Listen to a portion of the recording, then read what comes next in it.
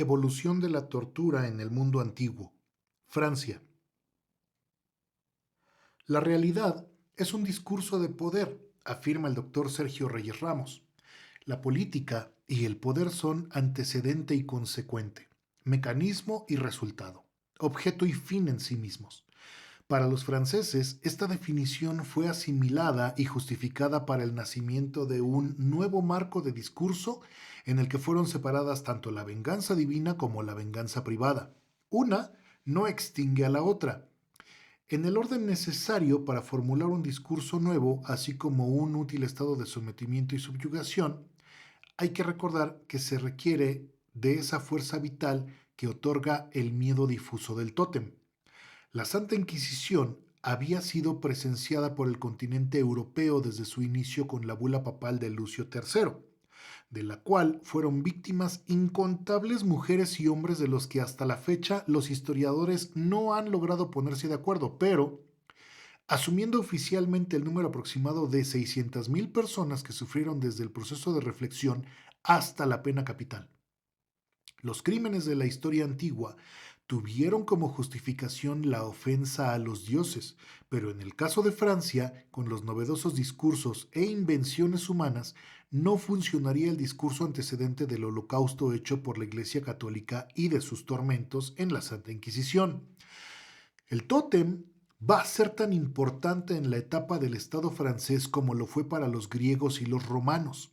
El tótem rememora el castigo de los dioses por la desobediencia al dogma. Sin embargo, para los franceses del siglo XVIII y XIX que erigieron la monarquía como forma de gobierno, además de un sistema jurídico basado en las escuelas de derecho penal y el novedoso contrato social de Rousseau, fue de vital importancia adecuarse a la realidad social del momento y una vez comprendida esta, comenzaron a problematizarla. Los franceses fueron los primeros en identificar que la pena tiene la función de mantener y equilibrar un sistema de derecho penal, que el Estado tiene la capacidad de definir aquello que será considerado como delito, como una hipótesis futura e incierta que en caso de consumarse en el mundo real otorga a los hombres la capacidad de imponer una sanción. Para ese momento histórico ocurre algo sumamente interesante. En primer término, la venganza privada queda relegada. La ofensa ya no se daba entre pares o iguales, y aquella ley talional había sido en apariencia rebasada. Pero la realidad era que el Estado francés no quería que los gobernados se dieran cuenta que habían sido desempoderados. El siguiente punto es la necesidad de uso de venganza divina desde la justificación del miedo difuso. El miedo difuso al nuevo Dios, que gracias al Imperio Romano había sido impuesto siglos atrás y por el que se justificaba un nuevo círculo vicioso de poder que había sido ya utilizado con resultados positivos excepcionales.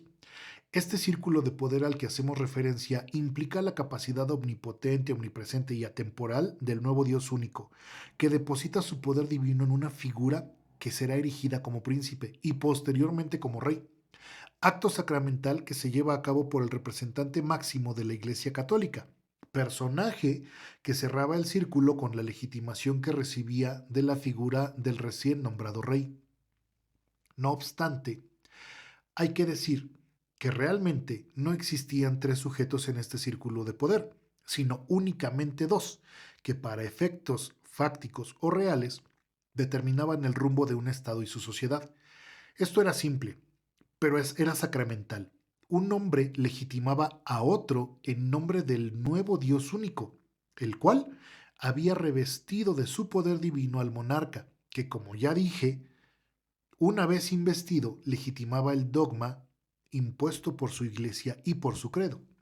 Francia revisó los tormentos utilizados por la Santa Inquisición, los ajustó y los ejecutó despojando el poder divino de ellos, y les llamó suplicios, y revistió de este poder al Estado, logrando con ello la venganza pública, caracterizada por dotar del poder de sanción moral superior y dominación a los nuevos órganos encargados de aplicar y procurar justicia, órganos dirigidos por entes colectivos jurídicos.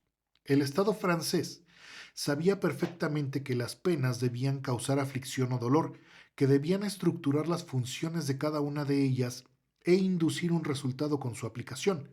La escuela clásica trajo consigo una obra considerada un parteaguas en el mundo del derecho penal francés, el Tratado de los Delitos y de las Penas, de César Beccaria. En esta obra se establecen los principios básicos del derecho penal moderno que iba a dar pronto paso a la nueva etapa humanista del derecho penal.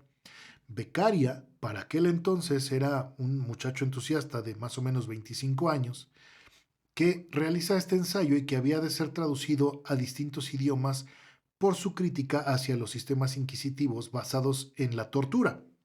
Crea también un nuevo marco crítico del poder irracional que se anida en las esferas del poder.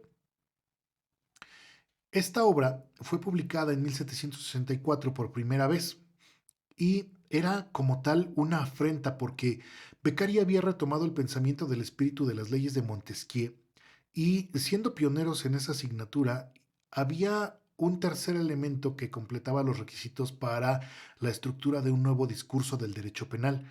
Pero ojo, esta vez iba a estar separado del poder irracional para dar paso al discurso de la violencia legitimada por el Estado. Aparece también otro elemento que es base, que es el garantismo penal. Este garantismo penal requería del contrato social de Rousseau para poder crear nuevos principios de como la retroactividad y el principio de legalidad.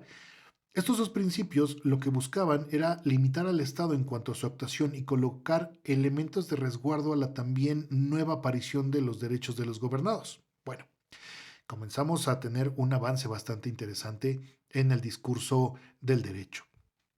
Años más tarde iba a estallar la Revolución Francesa para 1789 y con ello íbamos a tener el paso para la creación de la primera Declaración de los Derechos del Hombre y del Ciudadano. Con ella íbamos a tener otra vez una reinvención y justificación de derecho penal como ya lo tuvimos con los romanos, con los griegos, pero esta vez desde una perspectiva de apalabrar aquella violencia que durante tantos siglos había persistido como el discurso de lo divino y lo incuestionable. La Declaración de los Derechos del Hombre y del Ciudadano establecía, ya dijimos, los principios de legalidad y de la retroactividad. Esta declaración ha estado vigente desde la promulgación y es un referente para el derecho penal contemporáneo, para todo el mundo occidental prácticamente, porque en él se basan los sistemas jurídicos, en el discurso proteccionista que solo ha ido renovando y adecuándose a las necesidades políticas, sociales y económicas de los países que lo han adoptado. Estos principios fueron exigencia colectiva en su momento para reducir al máximo las atrocidades del Estado francés. Pero recordemos que a estas atrocidades se les llamaba suplicios y además estaban legitimados. Eran públicos y su objetivo era atemorizar a la población para dejar en claro el poder del Estado. Para ello, las ejecuciones se llevaban a cabo en la Plaza de Greve, que estaba en la ciudad de París, que está en la ciudad de París. Existen además algunos relatos precisamente de estos suplicios y uno de ellos, el más conocido, nos lo da justamente el maestro Michel Foucault en Vigilar y Castigar, en el que nos relata el proceso de Robert François Damiens, quien atentó contra la vida del rey Luis XV y esto ocurrió por allá de enero de 1757, cuando el rey se encontraba visitando a su hija, Madame Victoria, en Trianton, y a su regreso fue lesionado con un arma punzocortante de 8 centímetros de largo y 2 filos. La empuñaba justamente Robert François Damiens, quien habría logrado evadir al cuerpo de guardias reales y, una vez cometido el hecho, pues la orden inmediata del rey fue aprender al sujeto y no privarlo de la vida. El invierno en aquel entonces en Francia obligaba a utilizar más capas de ropa de lo que normalmente se utiliza. Por ello, la herida que le provocó Damiens al rey no fue mortal. Las ropas, el número de prendas que usaba y todo el volumen que hacía habían logrado que el rey tuviera pues un daño mínimo. Una vez que se aprende a Damiens y con el rey fuera de peligro, se ordena el proceso de interrogatorio por medio de tortura, aplicándole pinzas ardiendo al rojo vivo, quemando su tendón de Aquiles. Posteriormente lo dirigen a la cárcel y pues ahí intenta suicidarse cortándose los genitales sin lograr perder la vida, por lo que después de ello es atado a la cama con correas de cuero, y lo atan en los brazos y las piernas, y luego de varias audiencias y de interrogatorios fue condenado a pública retractación en marzo y ejecutado públicamente eh, 26 días después, el 28 de marzo, en la Plaza de Grip. Jean-Michel Foucault hace esta relatoría en la que nos dice que Damiens fue llevado a la puerta principal de la iglesia de París en una carreta, trasladado a la Plaza de Grip y sostenía una hacha de cera. La ejecución iba a dar inicio en un cadalso con algunas tenazas ardiendo al rojo vivo y su verdugo iba a ser Samson, quien iba a tener que atenacearle brazos, muslos, pantorrillas y la mano derecha donde traía el puñal con el que había eh, lesionado al rey. Entonces, como no pudo consumar este regicidio, pues es que se da esta sanción. ¿Qué es lo que iba a hacerse después de estos hechos que hemos relatado? Pues se iban a quemar su mano con fuego de azufre, le iban a quemar también las coyunturas que le dejaran los atenaciamientos con las pinzas al rojo vivo, se le iba a vertir plomo derretido, aceite, pez resina, que es una especie de brea vegetal, cera, azufre, todo eso al mismo tiempo. Después, las extremidades de su cuerpo tenían que ser amarradas y tenía que ser tirado por caballos. Primero por dos, pero como las extremidades no se desprendieron ante el esfuerzo de los caballos, decidieron colocar más caballos, haciendo cuatro. Finalmente, cuando se desmembra el cuerpo, la ejecución de la sentencia no se había consumado porque Damiens todavía estaba vivo. Al final, las extremidades se arrojan al fuego y el tronco también. Esta ejecución de Damiens duró 4 horas aproximadamente. Durante estas 4 horas, el sufrimiento y la vida del condenado pues se iban extinguiendo lentamente. Pero lo curioso es que las autoridades se vanagloriaban con la capacidad de alargar y retener la vida del condenado. Foucault también llama a este tipo de actos la economía del poder. Michel Foucault observa anticipadamente estas formas de discurso del Estado para utilizar la famosa arqueología lingüística del poder. Esta arqueología que nos dice Foucault es aquella en la que el sometimiento del cuerpo ya no es, donde tampoco es válido el sometimiento del alma como en las civilizaciones antiguas, como ya lo revisamos. Y es que para aquellos años comenzaba una nueva perspectiva humana, científica, artística, cultural, lo que ya dijimos acerca del famoso contrato social de Rousseau. Entonces el discurso tenía que cambiar. Tenía que darse nuevos mecanismos del Estado para someter a los gobernados, pero manteniéndolos útiles y distrayéndolos de los asuntos políticamente relevantes. Claro, asuntos de ejercicio de poder, que solo quedan reservados para aquellos que tienen la facultad de ejercerlo. Por ello es que la política se divide en las élites y las tropas. Bueno, el poder, por tanto, sigue perteneciendo al Estado. Sin embargo, discursivamente se le hace pensar al gobernado por medio de los capitulados de los nuevos cuerpos de leyes que serán respetados y garantizados. Claro, claro está, mientras no toquen asuntos de interés de quien lo ejerce. Y es que el discurso es además el estandarte del poder racional, no requiere el uso de la fuerza ni de las armas para lograr su cometido realmente de otra manera. Porque si no, estaríamos hablando de un poder racional, estaríamos hablando de direccionamiento del discurso para lograr una apología de algún delito. Esto es muy, muy importante. También Foucault dice que puede existir un saber del cuerpo que no es exactamente la ciencia de su funcionamiento y un dominio de sus fuerzas, que es más que la capacidad de vencerlas. Este saber y este dominio constituyen lo que podría llamarse la tecnología política del cuerpo. Bueno, aquí Foucault nos previene con esta cita a presente y futuro de las distintas tecnologías discursivas creadas por los estados para contener la develación de las realidades del poder.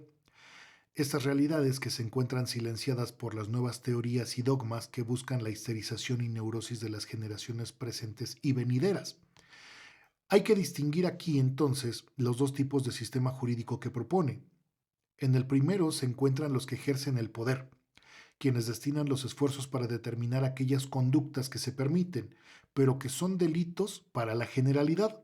Y en segundo término, el derecho garantista que busca la protección discursiva para aquellos que al no tener poder ni dinero, solo les queda exigir el cumplimiento del discurso legal entregado, un discurso entramado en el cual se coloca al delincuente y a la víctima en el mismo nivel de derechos, aunque el primero haya roto aparentemente el discurso garante, pero que en realidad es quien legitima este andamiaje distrayendo a la colectividad de lo que realmente ocurre con el poder del Estado. Pero no solamente Foucault se dedica al análisis de esta estructura de poder, de la economía del poder del cuerpo, ¿no? También hay otro historiador, en este caso Jean Calas, que eh, es la relatoría que nos regala el maestro Lin Hunt, en el que nos relata lo ocurrido en Toulouse, en Francia, donde nos dice que Jean Calas era un hombre de 64 años, protestante, que había sido imputado de haber asesinado a su hijo y de quien se tenía la sospecha, pero quiso convertirse al cristianismo. En el proceso para Calas, sabemos que judicialmente fue llamado como cuestión de tormento preliminar, con el cual se buscaba que aquellos declarados culpables señalaran a otros cómplices. Este proceso de cuestión de tormento preliminar consistió en atar sus muñecas a una barra colocada a su espalda para que una polea girada por manivelas levantara sus brazos y de esa manera aumentara el sufrimiento. Se amarró una pesa para poner todavía un poco más de dolor y al no obtener confesión alguna se le obligó a beber agua tras una gran cantidad de ocasiones en las que este suplicio fue ejecutado. Posteriormente se le envió al suplicio de la rueda. En la rueda se descoyuntaba el cuerpo, se fracturaban las extremidades. La rueda fue colocada en un poste de 3 metros de altura y el verdugo golpeaba con un mazo el abdomen y extremidades de Calas. Finalmente, Calas pierde la vida por una orden secreta en la que se le concede la muerte por estrangulamiento tras 2 horas de suplicio, pero su cuerpo fue dejado en la rueda como un ejemplo para los demás. El maestro Lin Hunt, en este caso, afirma que cuando Voltaire escribió al respecto del caso Calas, nada dijo acerca del proceso de tortura, pero sí se molestó y enfureció por el fanatismo religioso, que según el propio Voltaire había motivado a la policía y a los jueces para realizar semejante escena. Y es que históricamente encontramos bucles de tiempo que repiten hechos en distintas épocas, coincidentes en algunos puntos y no en su totalidad. Y es que cada estado reinventa y resignifica su propia realidad, por lo que estos elementos específicos aparecen y son reconocidos para aplicarse en el momento necesario. De esa forma, se finca lo que Foucault llama microfísica del poder. Esta microfísica reconoce las relaciones y engranajes al estilo de los aparatos ideológicos del Estado que propone Althusser. En ellos tenemos la infraestructura y la superestructura. La infraestructura es el establecimiento físico de las instituciones que desarrollarán la forma intrínseca de la administración del Estado mismo, pero que con el paso del tiempo pueden provocar o solo ser testigos de los cambios sociales y en su caso reaccionar para la supervivencia del poder. Otro de los elementos que se inserta al nuevo garantismo y al derecho penal moderno y humanista propuesto por Beccaria fue la inclusión de las ciencias forenses y por tanto de los peritos. Sobre los peritos recae la obligación de demostrar los hechos que habían llevado al acusado frente al juez y que disminuyen la carga moral justamente del juez, de quien se ha de determinar únicamente bajo su criterio la responsabilidad y la sanción del justiciable. Pero como hemos podido observar, encontramos los primeros elementos visibles de estrategias que se utilizan para mantener la supervivencia de los estados. Estrategias que analizan a los gobernados como un ente colectivo general, controlable, en ocasiones pasivo ante los abusos y delitos cometidos por los órganos de poder, pero además con la capacidad de reacción violentísima ante la transgresión de todo aquello que la Vox Populi puede considerar como un acto intolerable si se vulneran los principios impuestos por esa microfísica de poder que ya he mencionado. Foucault, entonces, es uno de los autores de mayor renombre en cuanto al análisis histórico, sociológico y arqueológico lingüístico en lo que las relaciones de poder refiere. En ese sentido, propone que la historia integra elementos cronológicos que, aunque repetidos, no existe una línea de tiempo directa entre uno y otro hecho histórico. Sin embargo, comprende que las sociedades integran nuevos valores propios y otros que les son impuestos y adoptados por el paso del tiempo en las generaciones. Revisa y justifica una nueva disciplina de la que solo algunos conocen de manera integral las ciencias y disciplinas que comprenden el castigo humano y los sistemas político y jurídico que manejan a su antojo. Esta arqueología lingüística, según Foucault, se encuentra totalmente dedicada a descifrar la metacomunicación integrada no solo en el mensaje enviado, sino en la tecnología psicológica, discursiva, jurídica, moral e incluso la teleológica utilizada para lograr el cometido del lenguaje evocado. Es decir, el lenguaje puede convertirse en un objeto de estudio, pensando que dicho objeto no tiene más realidad que su ser pensado, por lo que dicho ser lenguaje puede ser construido a voluntad.